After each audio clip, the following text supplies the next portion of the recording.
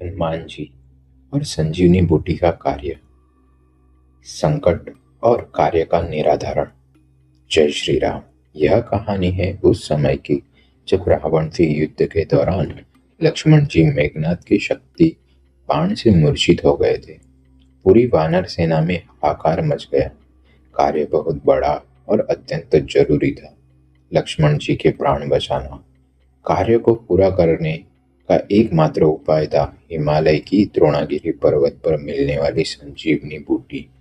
लेकिन एक शर्त थी, बूटी सूर्योदय से पहले ना लें, नहीं तो लक्ष्मण जी को बचाना असंभव हो जाता।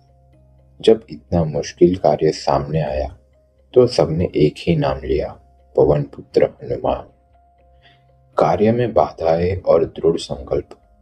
हनुमान जी ने तुरंत भगवान राम को प्रणाम किया और उस विशाल कार्य को पूरा करने के लिए उड़ान भरी। रास्ते में उन्हें कई बाधाओं का सामना करना पड़ा। सबसे पहले राक्षसी सुरसा मिली, जो उनका रास्ता रोकना चाहती थी। हनुमान जी ने अपनी बुद्धिमत्ता का इस्तेमाल किया। उन्होंने खुद को छोटा किया, उसके मुंह में प्रवेश किया और तुरंत बाहर निकल आए। एक आवश्यक कार्य को पूरा करने के लिए अनावश्यक बाधा पर समय नहीं लगाया। आगे बढ़ते ही उन्हें कालनेमी नाम के मायावी राक्षस ने भ्रमित करने की कोशिश की। उसने हनुमान जी को पूजा पाठ में उलझाना चाहा ताकि वे अपना मूल कार्य भूल जाएं।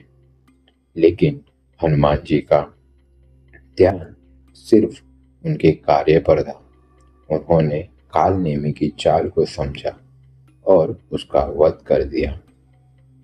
कार्य की पूर्णता और सीख। हनुमान जी द्रोणागिरी पर्वत पर पहुंचे, लेकिन यहाँ एक नई समस्या खड़ी हुई। संजीवनी बूटी को पहचानना असंभव था, क्योंकि वहां असंख्य जड़ी बूटियां थी। समय तेजी से बीत रहा था और सूर्योदय नजदीक था। ऐसे में हनुमान जी ने कोई देरी नहीं की। उन्होंने सोचा, जब बूटी को पहचानना असंभव है तो मैं पूरा पर्वत ही क्यों न उठा लूं। यह था हनुमान जी का असाधारण निर्णय। कार्य को किसी भी कीमत पर पूरा करने का संकल्प। उन्होंने विशाल द्रोणागिरी पर्वत को उखाड़ा और हवा से भी तेज गति से लंका की और वापस उड़ान भरी। वे ठीक सूर्योदय से पहले लंका पहुंचे। वैद्य सुशेषण ने संजीवनी बूटी से लक्ष्मण जी को जीवन दान दिया। हनुमान जी ने असंभव सा लगने वाला कार्य अपने समर्पण, शक्ति और बुद्धिमत्ता को पूरा कर दिया। सीख। यह कहानी हमें सिखाती है कि जब कोई बड़ा कार्य, जिम्मेदारी मिले तो हमें बाधाओं से विचलित नहीं होना चाहिए। हमें अपना ध्यान लक्ष्य पर रखना चाहिए और अगर जरूरत पड़े तो कार्य को पूरा करने के लिए लीक से हटकर आउट ऑफ द बॉक्स समाधान भी खोजना चाहिए।